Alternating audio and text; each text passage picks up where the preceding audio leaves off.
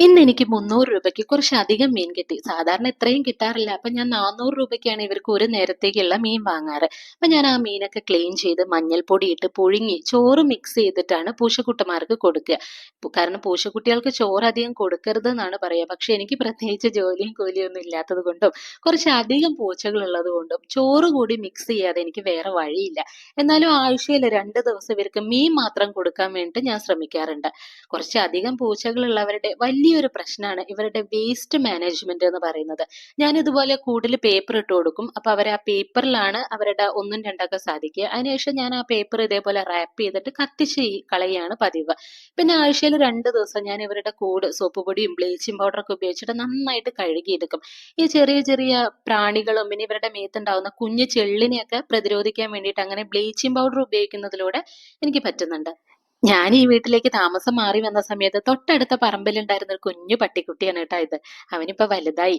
അപ്പൊ ഇതാ നമ്മുടെ കൂടൊക്കെ നന്നായിട്ട് ഉണങ്ങിയിട്ടുണ്ട്. ഇങ്ങനെ ഉണങ്ങിയതിന് ശേഷം ഞാൻ ഈ കൂട്ടില് മുകളിലും താഴെയായിട്ട് പേപ്പർ വിരിക്കും. ആ പേപ്പർ വിരിച്ചതിന് ശേഷമാണ് പൂച്ചക്കുട്ടികളെ അതിൽ കിടത്താറ്. അപ്പൊ കൂട്ടിൽ നിന്ന് ഇറങ്ങാനുള്ള ഇഷ്ടമൊന്നും ഇവർക്ക് തിരിച്ച് കൂട്ട് കയറാൻ ഇവർ കാണിക്കാറില്ല കേട്ടാ.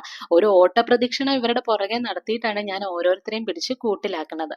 അപ്പൊ ഇങ്ങനെ കൂട്ടിലാക്കി കഴിഞ്ഞ് കഴിഞ്ഞാൽ ഫുഡൊക്കെ കഴിച്ച് അവരുടെ ഒരു കളിയൊക്കെ കഴിയുമ്പോഴത്തേനും അവർ കിടന്നുറങ്ങും.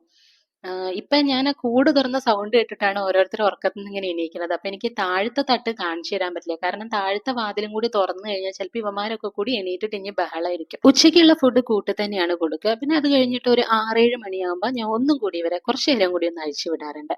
അപ്പൊ നമ്മുടെ പട്ടിക്കുട്ടന്മാർ ഇതാ പാലൊക്കെ കുടിച്ചിട്ട് ഇന്ന് ഞാൻ അവർക്ക് കുറച്ച് പാല് കൊടുത്തിരുന്നു. തിളപ്പിച്ച പാല് നേർപ്പിച്ച് കൊടുത്തിരുന്നു. അപ്പൊ പാലൊക്കെ കുടിച്ചിട്ട് നല്ല സുഖമായിട്ട് ഉറങ്ങുകയാണ്. അപ്പൊ കുറച്ചുപേര് എന്നോട് ചോദിച്ചു ഇവര് പേപ്പറിൽ കിടത്താണ്ട് ചാക്കോ തുണിയോ കൊടുത്തൂടെയെന്ന്.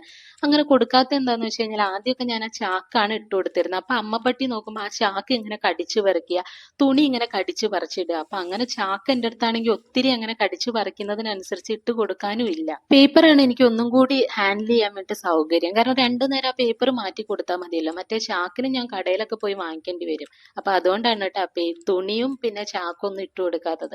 ഈ പേപ്പർ ആവുമ്പോഴും ഞാൻ ആ സമയത്തിന് അവർ ആ പേപ്പറിൽ നിന്ന് മാറുന്ന സമയത്ത് അല്ലെങ്കിൽ അതിൽ യൂറിൻ പാസ് ചെയ്ത് വെച്ച സമയത്തൊക്കെ ഞാൻ കറക്റ്റ് അത് മാറ്റി കൊടുക്കാറുണ്ട്.